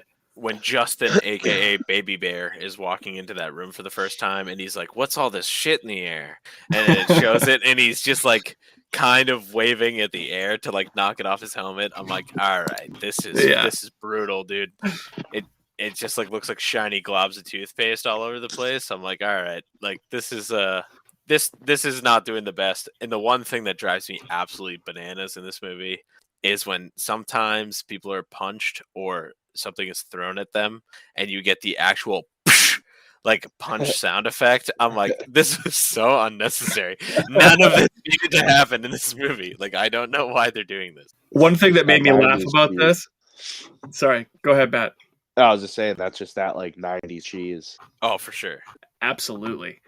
One thing that made me laugh about this, it does take a little bit of getting used to. We haven't done a full virtual recording in a while, so I feel like I keep stumbling over people. I apologize for that. But one thing that made me laugh, so we were just talking about Justin, the Baby Bear character, who obviously does not die, but one of the cooler potential death scenes in the movie. The actor that plays him, his name is Jack Noseworthy. What a fucking weird name. That's an odd one. Jack Noseworthy. So cool. Jack Spongeworthy, but yeah, Spongeworthy, exactly. But I was just going to say too. So when I hadn't seen this movie in a while, and Justin, you were talking about this movie and The Thing, kind of being like your two favorite sci-fi horror movies. So sure. I, and having not seen this for a while, I kind of, needed to be refreshed on like a lot of the things that happened in it. I'm glad we're talking about it now, but like I always was reminded of this movie, like either playing or like seeing footage from like the Dead Space video games. I don't know if any of you guys have ever played any of those or if you're familiar with that franchise, but essentially, So yeah, Dead Space is like essentially combining those two properties. It's like it's an original story, but it's got elements of The Thing, elements of Event Horizon, and they're actually, I think they're either remaking the game or they're remastering it. And I thought I heard something about there being a movie in development, but I feel like basically, oh, that would be so awesome! What a pairing that would be. Dude. So so John Carpenter just came out recently saying that he does still have full interest in doing a Dead Space movie. But they're doing like a full ground up remake of the first game. Fuck yeah. In which Isaac the entire time is going to talk and have actual dialogue about like what's going on. But that movie, it does. I'm sorry, that game 100% lends to this, and I think that's why I liked it so much when I was younger playing it. For sure, game is phenomenal. It's a scary game. It's really scary. And even at parts where you think it won't be scary, where you're just peacefully riding in an elevator, you kind of get that aspect of like, I'm seeing a ghost of my past, like a lot of the crew members in Event Horizon are experiencing the entire time. So as this movie progresses, you're starting to see more and more of this going on. Like, obviously Captain Miller, Lawrence Fishburne's character, he's seeing just constantly just like, you let me burn, like, and he's feeling the heat, and it's just like, it kind of starts like, wow, like, woof, this is starting to like hit me pretty hard, because this guy, like, you just think it's like, in a way, they're just attributing it all to like PTSD of like traumatic events that have happened to everybody, but like, just like when he's like, I could feel the heat, I'm like, whoa, like, all right, what's going on here? Obviously, now that I've seen this movie like 50 times, I'm not as shocked by that, but it's just something that's always like resonated with me, like of like, they really do a good job of having the characters be like, no, that was real, I could touch that, like I could feel that person in front of me. Oh, for sure. And I think when we're talking about like influence, like the level of influence this movie has had on whether it's like something like Dead Space, I think it just speaks to the level of cult classic that this movie falls into, because it was not very well received when it first came out, lost a good amount of money at the box office, and was considered to be a failure, which again, I think that I feel like the 90s as a decade, and we kind of talked about this a little bit back when we did our draft, kind of needs to be reevaluated at certain points, because I feel like the level of horror fandom wasn't quite as high as it is nowadays. And I feel like the people that were reviewing horror movies at that time were not fans of the genre, and were, as consequently, were harder on some of these movies. Like I don't think that you, as an objective viewer, unless you have some sort of an axe to grind, can look at this movie and at least not think that this is an interesting movie that's doing some cool things with some very good special effects. This is a very good movie. I feel like that. Yeah, it definitely got a bad rap when it first came out. It is rightly being recognized as a cult classic. Say that again, Andrew. I said, if people like that trash movie Titanic, then how do you not like it? I guess good point. Two very different movies, but Yeah. Just are they though? No respect for these psychological thrillers. Like, don't forget, Mike. What was that movie we talked about? Deep Rising. Awesome. Deep Rising. Yeah, that's a great movie. Yep, that's some 90s horror cheese right there. Another worm movie. Oh yeah. Billy Zane. Billy Zane. Oh man, Bordello of Blood. Wait, is Billy Zane Bordello of Blood, or is he the other Tales from the Crypt movie? Demon Knight, that's right. Yeah, Demon Knight. Okay. But Bordello of Blood is fucking Dennis Miller. Ugh, that movie stinks. Yeah. Oh, boy. Did you guys know that they apparently were talking about making a TV series based on Event Horizon?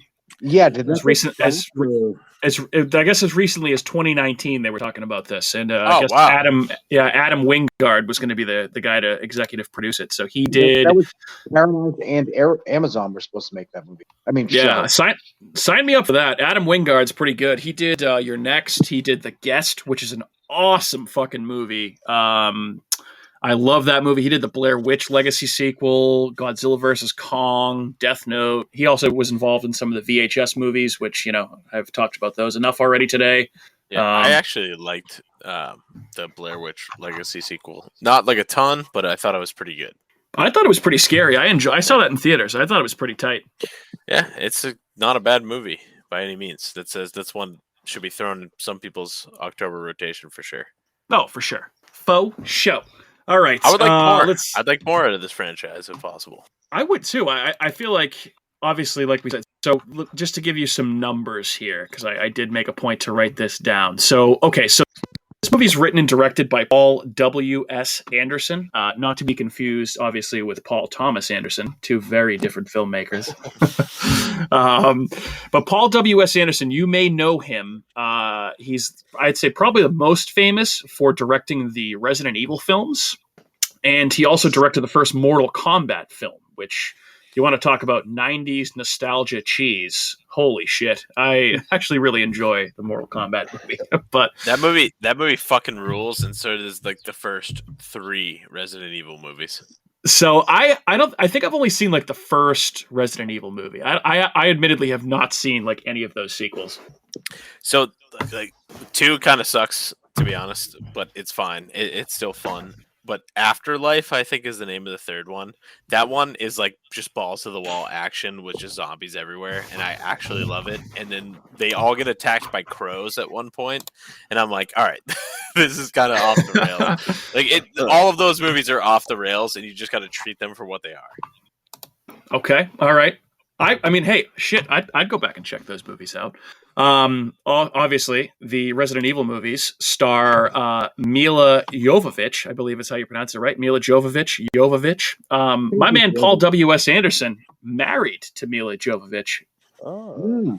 Yeah, Chihuahua. Paul W.S. Anderson. A video game than the Resident Evil games, other than maybe Silent Hill. Those games are pretty fucking scary. Dude, the Silent Hill movie's awesome too. Yeah, they're remaking a bunch of those Silent Hill movies. Apparently, like I'm sorry, the video games. Like according to a press conference they did literally yesterday. Oh, you know what? Actually, I did hear about that. So yeah, I guess my man Paul W.S. Anderson just playing video games, making movies about him, and then just packing a fucking huge Hogan for Mila Jovovich. What a life, huh? What a fucking life. All right. What I was looking at, so the budget for Event Horizon was $60,197, and it only returned $42 million. So that is a loss of nearly $20 million. Yeah, so that's why we haven't seen any sequels or anything like that. But obviously gained a huge, as we were talking about, a huge cult status and cult following almost 25 years later, which is insane to think that this movie came out that long ago. So I think that movie's due for a re-release in theaters, and people would fucking flock. Oh yeah, I'd go 100%. Yeah, me too. I just think, just in general, people that haven't seen that movie, you put that movie out now, and it would do so much better. I think that a found footage style prequel would be very cool. Oh yeah, it just wouldn't make sense. I mean, even That's a follow up, follow up where like the whatever company or organization they're working for, I can't remember the name right now, just sends them right out back to like the remains of the Event Horizon. All good ideas. I mean, you could even do like a prequel set on the ship with the first crew. You could do a prequel about Sam Neill's character and how he came to, design the ship and, basically all the crazy elements that were in his mind when he designed it and what he was looking to do. And also, so I meant to mention this earlier, but we probably got off on a tangent about, Paul W.S. Anderson's marital situation. But his Hogan, yeah. But obviously, like H.P. Lovecraft, his stories have kind of had a major resurgence in recent years. This is a very Lovecraftian horror movie for sure. Yeah. Just about an absolute descent into madness, and when you experience that madness, there's really no coming back from that, and you are just fucked for the rest of your life, which is a central recurring theme in many of H.P. Lovecraft's stories. So I feel like through that lens, there's even a different way you can look at it now, because this is a science fiction space horror movie that has no aliens. It's just all crazy people and other dimensions and warped space-time and black holes and all kinds of crazy sci-fi shit, but it works very, very well. Yeah. So, I feel like there's definitely many reasons that this has the cult following that it has. And, the Lovecraftian influence, I think, is a huge one for me. So. Yeah, it has a fairly similar vibe to like In the Mountains of Madness. Yep. Where you're just watching a whole team just kind of dissolve in front of itself. Blow it. Really blow it. Yeah. Except for like two guys. Like, honestly, I think like throughout the movie, you're just like, all right, I guess, Cooper and Lawrence Fishburne for most of the movie. Yeah, Lawrence for the most of the movie. Is it DJ? No, Yeah, I think he's the two British guys are pretty. Yeah. Those are the two guys that are like, dude, get me the fuck out of here. And then I think it's Cooper who lasts pretty damn long. I think he lasts the entire movie. Yeah, I think he's like, all right, this is fucked. And then the one British guy that's like searching for the bomb at the end of the movie. You're like, all right, the entire time he's like, get me the fuck out of here, man. Like, I cannot do this. This is stressing me the fuck out. And then obviously he meets his demise in a fiery end. Well, you would think just like being in space and having anyone be like, yo, some not so chill shit is going down. Like, you're in space. Like, you don't know what the fuck is going on. The second they enter that ship, he's like, nope. Yeah, same. He's like, I'd rather be out there, dude. I'd rather like just be like facing the elements out in space. Yeah, this if is a fucking insane. Fucking Sam Neill came at me and been like, "We need to stay on the ship," I would be like, "I'm gonna get the fuck out of here." What are you talking about? Fuck this, dude. He's so good. Like after he has, and this is full spoiler territory. I mean, we're already like pretty deep into it, but like when he peels his own eyes out and is sitting in that captain's chair. Yeah. And he's just like, Miller, we can't leave. I'm like, all right. Wow. Like, dude, you are losing it. He commits to the bit. Oh, 100%. He certainly does. And when he comes back and like, even that scene when he climbs into the like infrastructure of the ship itself to like replace one of the, again, super 90s cheese where they're like, there's something wrong with this specific circuit breaker. And he's like, I better go inside and figure out which one it is. Yeah. Like, I'm like, even that scene though, like, yeah. It's just cool looking though, because that's like when you're in the hallway, it's just like all green, like it just looks cool. And he's crawling through, and he just keeps hearing like Sam, and it's just like him like looking all around, Neil. Like, yeah, he's like Sam Neill. He's like, it's me, it's Sam Neill. It's not me, Dr. William Weir. It's Sam. I don't know. I'm going with Sam Neill hard, but James Dr. Grant. And when he turns and like she's just standing there with her eyes out and she's just like, look at what you've done to me. I'm like, whoa, dude, this is fucking nuts. Yeah. Well, that's the thing. This is like kind of the question that you can. This is why I think it's a good comparison to call it The Shining in space, because it's like, was he always like, was this his plan, or was like, did he go crazy as they were being exposed to this? Like, so when as they're first like arriving there, this is like at least my perception of the movie. Like when they're first arriving there, I think he's already so just when he figured out how this would all work. I think there was almost like a pull, like a compulsion to like what he had to do, and I think that directly is like derived from like the gravity drive being like, oh, dude, come into this chaos dimension because it's going to like not only ruin your life as you're making it, but beyond that point as well. So I think it was basically just a man that had lost everything in his life, and all he really had was the ship that he created, and he finally has a chance to be aboard this ship and figure out what happened, and he's not going to let anything get in his way of connecting with the love of his life that he lost. Like, he was just so dug in on, I'm figuring this out. I don't care if everyone else dies. This is what's happening. So with him being like, I was so like enamored with my work that it allowed, it caused me to, neglect my wife, and then she took her own life, and like X, Y, and Z. Like she was going through so much. Like it's just so crazy when he actually gets there and he starts seeing her around, and like throughout the beginning of the.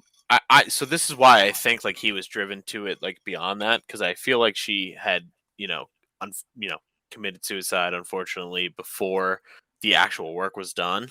Then the ship takes off, and then when the Lewis and Clark is going to try to find the Event Horizon, as he's heading up there, he has all the pictures of her on the wall, and he's already experiencing like, Dreams. hey, yeah, exactly. Where he's just like, she's like, hey, like, are you here? Like, It's Sam Neill. It's Sam Neill. You were in Jurassic Park. You're almost Jeff Goldblum was shirtless in that movie at one point. He was unbuttoned. Sam Neill, it's me. Remember? It's me, Joseph Mazzello. I read all your dinosaur books. The lead, blonde character was I was like, is this Laura Dern? It's not. No. Yeah, he does look like Laura Dern. Since we're all kind of fawning here over Sam Neill's performance, you want to hear something interesting that I just found out? You know who was originally in talks to play that character before Sam Neill signed on? Tom Hanks. Go ahead, Andrew. Guess. I'm gonna go with Mel Gibson. Okay. Any other guesses? Another Australian. I like Tom Hanks. So this actually makes sense. Jeremy Irons. Oh, okay. Yeah, not a bad. No, wouldn't have been a bad choice, but obviously Sam Neill is pretty iconic in this role. I feel like that's they're similar actors. No, we don't get to compare. Okay, all right. Sorry, Andrew. Hold on. I mean, I like Die Hard and everything, but Oh boy. Oh, wow. All right. Okay. All right. So let's see. Event Horizon, by the way, came out in the year 1997. You guys want to talk about some of the other horror movies that came out in 97? Oh, yeah, that's rock. Decent year. Actually, decent year here. So I got a couple good ones. This one, not so much. Alien Resurrection, which might be my least favorite Alien film. Yeah. I don't even think it is my least favorite Alien film. That movie stinks. So that came out in 97. Not great. Another movie that's actually not great. So we're not off to a great start here. Matt, I know how much you love An American Werewolf in London. Have you ever seen An American Werewolf in Paris? No. Okay. Only because I've heard it was so fucking whack. So I'm gonna hard disagree. Oh boy. So I actually think this movie is funny as hell, and I think it's almost in the category of Shaun of the Dead-esque, where it's not in Shaun of the Dead is obviously intending to be a comedy movie, but American Werewolf in Paris is actually pretty funny, and they kind of play into the bit a little bit. Obviously, American Werewolf in London is they're intending to have jokes in that movie. That movie is perfect. That is a great movie. American Werewolf in Paris is more of if you like 90s cheese, this is the film for it is just really up there. It's up its own ass, and it's pretty funny. So I actually kind of enjoy this movie. This movie should just be called American Werewolf and Brie. Yeah. I'm gonna have to check this out. A lot of rave scenes in this movie, and it's kind of funny because they're just remember the 90s? Weren't you all just sucking on binkies and dancing? And it's nah, not okay. I mean, not really. But that was pretty much the point of them. So I'm looking at the Wikipedia page here for American Werewolf in Paris, and I can tell you that the soundtrack's actually pretty dope. You got some Bush, Better Than Ezra, Cake, of course, The Prodigy, because it's a rape movie set in the 90s, so The Prodigy's on it. Skinny Puppy, Suicide Machines. Also was not aware that the said werewolf in Paris, played by East Bridgewater's own Tom Everett Scott. I did not know that. I actually didn't know that. Yeah, apparently. So he's from East Bridgewater. He's been in a bunch of shit. He's one of, again, Andrew always makes fun of me because these are the types of useless pieces of trivia that I remember here. But he's one of those guys that if you saw him, you'd be like, oh yeah, I know that fucking guy. But Mike's a moron. And he's got a weird brain, pretty much. So yeah, that's An American Werewolf in Paris. That's analysis that you'll get nowhere else but on America's Hometown Horror Podcast. All right. A movie I quite enjoy from 1997, maybe solely for the fact that it has John Voight trying to play a guy from South America, and that would be Anaconda. Talk about cultural appropriation. That movie is a little bit. That movie's awesome. That's it's a little problematic, but I mean, dude, fun little monster movie. J-Lo, Ice Cube, John Voight. I mean, Owen Wilson's in this movie. Owen Wilson. Yeah. He gets eaten. Yeah, I like Anaconda. Anaconda's a fun movie, but let's see. Who directed Anaconda? Luis Loza. Luis. He's a Peruvian film director. I would say to you, Luis, maybe hire someone from Peru or someone from South America, and not to do with hiring the people. He was probably like, really, John Voight is the guy. Yeah, right. I mean, oh my god, that always cracks me up. But actually, Anaconda is a pretty fun time, and it's always nice to look at J Lo from the '90s. Actually, good to look at J Lo any time frame. And Ice Cube, and Ice Cube too. Ice Cube's awesome. Yeah. Let's see what else came out in '97. Oh, Matt, this is probably a movie that you've seen, or I know. So this is one that I always hear Rebecca McKendry talk about on Colors of the Dark all the time that I've never seen. It's Cube by Vincenzo Natali. I haven't seen Cube. Cube's actually pretty good. Okay, yeah. I've never seen it. I got to check it out. Again, don't go into it like expecting the world, but it is like actually a decent movie. Okay, and fair enough. My wife just texted me and said she overheard us down the hall. She claims that American Werewolf in Paris is a better movie than London, and that it's the best movie of all time. Well, she's lying. She's pulling up. She loves that movie. Has she never seen the 1999 Stephen Sommers classic, The Mummy, starring Brendan Fraser? Is what the question that I would posit to her. I like The Mummy is a big hit in our house because I like to walk around the house going Emotep.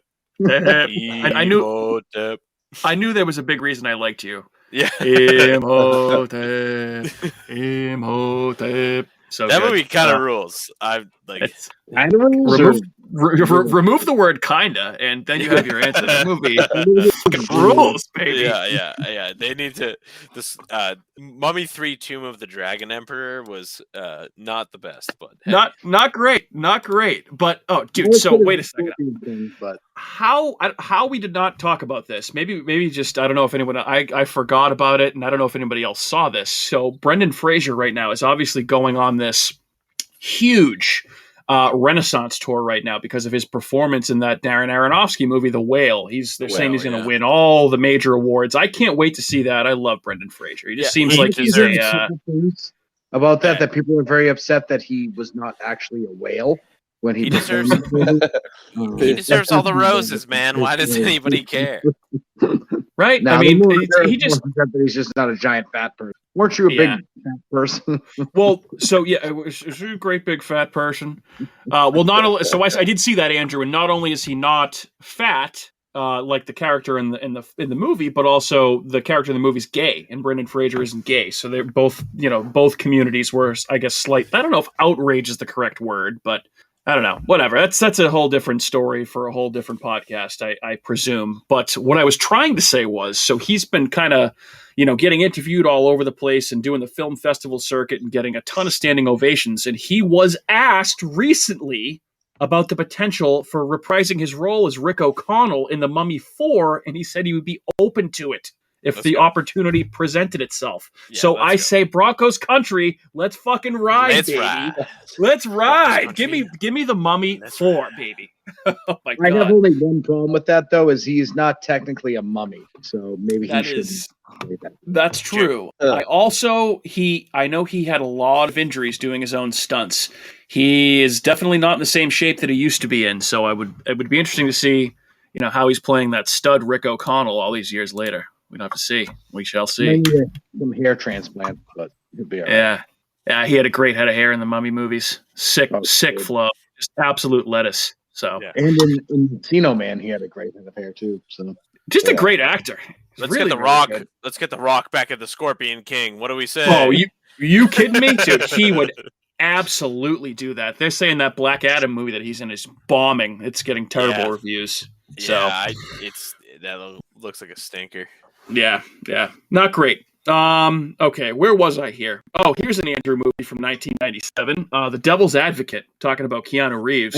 Oh, can we not talk about a better movie? Like, that's one of the best movies that's come out. That's a great movie. So underrated. Really, really good movie. Al Pacino, phenomenal.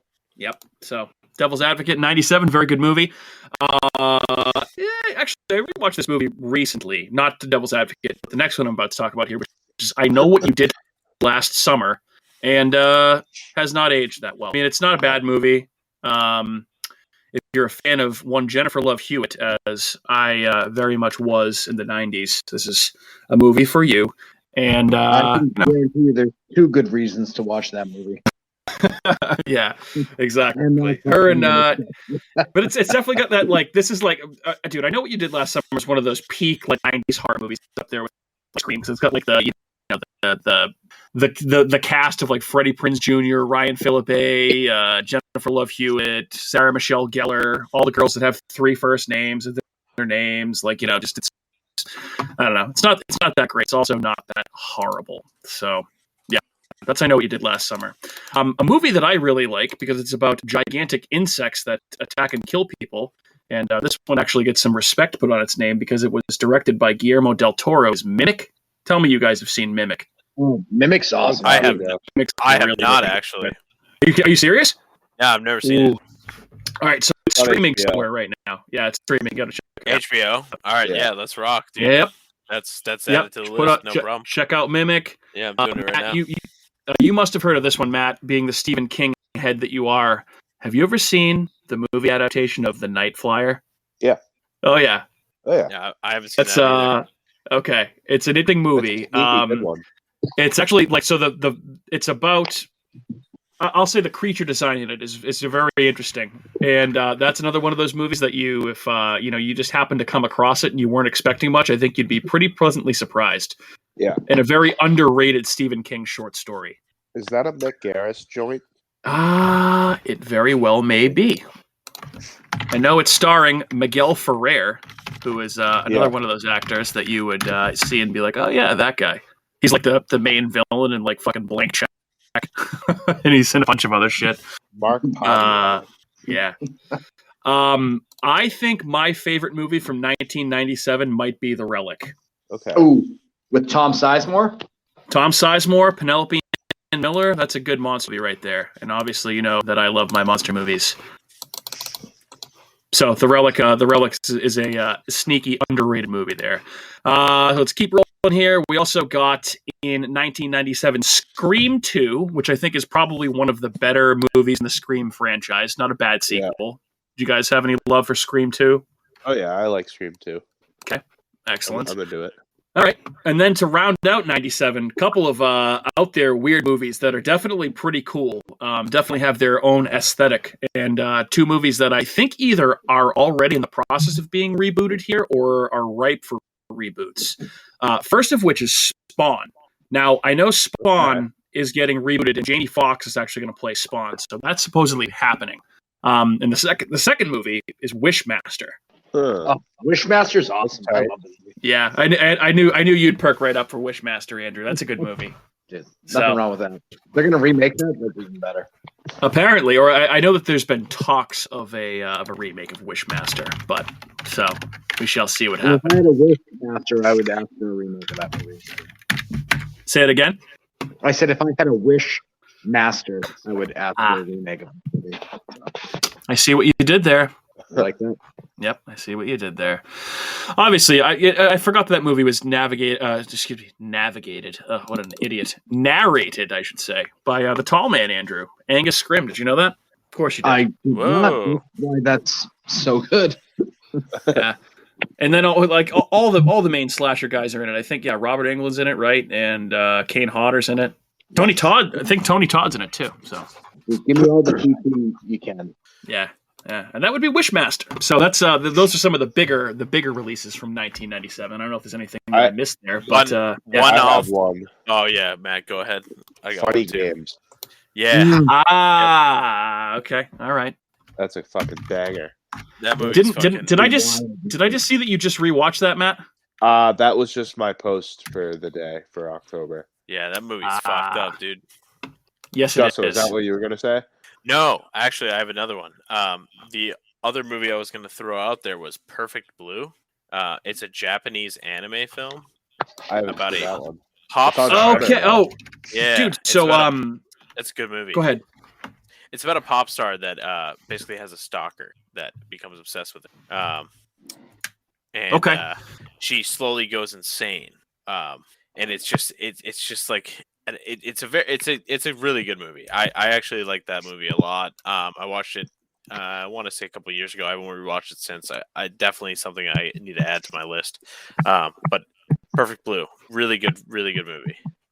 So I was trying to think about where I had heard of that before, and so that's Matt. That's another movie that Rebecca was talking about on Colors of the Dark. Yeah, so that's where I had heard of it before. But that's on Shudder right now. So I'll have to check that out. I'm awesome. Admittedly, I am not a huge anime guy. Me neither. I just haven't watched a lot of it. I would certainly be willing to check some of it out, but maybe that'll be the one I delve into here. So in the realm of Japanese horror and because there's absolute bangers in Japanese horror.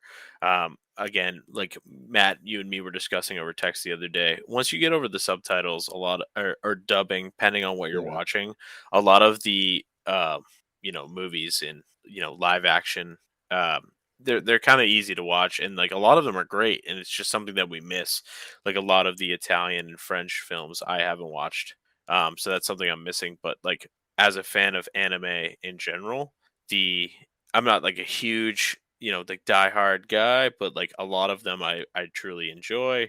So when it comes to some of the horror anime stuff like that, I actually I gravitate towards it pretty quickly. There's a Dead Space anime, but the Perfect Blue movie, I actually recommend highly. It's very good. It's not that long, and it's just like a quick jammer, and the animation is beautiful. It came out in 1997, so a lot of it, more than usual, is like hand drawn animation. So you really can appreciate the fact that people are actually painstakingly going over each one of these little scenes. So I like that movie a lot. Definitely recommend it. I'll check it out. Me too. Yeah. Good one. Oh, that reminds me. Talking about animation on Shudder, I completely forgot to mention this at the top of the show here. Matt and Justin, I think you both talked about popping edibles earlier. I would recommend to you pop an edible and throw on Mad God on Shudder. Oh yeah, I've watched that. It's stop motion, dude. It's fucking wild. Holy shit! It was so cool. Who did that movie? Let me look it up right now. I think it's Phil Mad Pippin. God, dude, it was wild. Like I've kind of been pretty sober the entire month of October, and I was like, God damn, I wish I had popped a little 5 milligram thing before I started watching this. This was so directed, produced, and I believe animated by Phil Tippett. So he basically is so he's basically an Oscar and Emmy award winning visual effects supervisor. Yes, like puppeteer too. Yeah. Yep.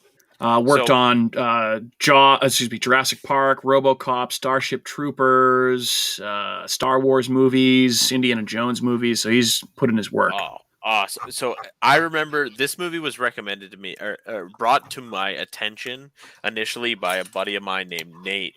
And he, huge horror fan. I definitely am going to have to mention that this came up. Because he was so hyped for this movie. So I'm gonna have to pass this as mentioned that. But I watched the trailer for this movie and it is gross. It's very, very, very the animation is just weird and off putting and gross is a good way to describe it. Yeah. I think it's the ABCs of Death, the first ABCs of Death. I believe I want to say it's D. The letter D in that movie is like a stop motion animation, where it's just the guys are just basically being like, "You pray for life," over and over again or something like that. And it is a disturbing claymation little thing that to this day I think about relatively often because I'm like, this is gross, dude. I don't like this at all. I can't believe that is something I consumed with just being very why excited. Am I watching this? Yeah. Yeah. I thought Mad God was pretty cool. It's definitely fucking weird, but if you like animation, definitely give it a go. Yeah, check and it's on Shudder. So I think Justin, what we've been trying to convey to you for most of this episode is that you definitely need to give Shudder, pull the trigger on Shudder, my man. There's a lot out there on there right now. So we're gonna sub up. Audra's probably gonna strong arm me into it anyways. So we're just gonna have to pull the trigger on it. Peacock, I think we'll just do the free trial to just try to watch Halloween Ends and then cancel. I think you'd be fine there. I think honestly, of the main streaming services, I think Peacock might be the worst. It has the least exclusive content. And the app, to be frank, sucks. It blows. Yeah. I love The Office. I love Parks and Rec, but like I don't really need to rewatch those much. again. Yeah, for sure. All right, excellent. All right, let's see here, man. We are really flying through this here, guys. I think that's about all I have on Event Horizon. Is there anything else that we want to talk about related to Event Horizon, or are we ready to sail off into the sunset here? Just a quick statement that I think that movie is fucking phenomenal and people should really give it a chance. I understand it's full of cheese and there's a couple corny parts, but that movie is very good. Agreed. I think it's worth. I echo that sentiment. Yeah. I echo. Criminally underseen movie. Like that movie. You can go fuck yourself. So.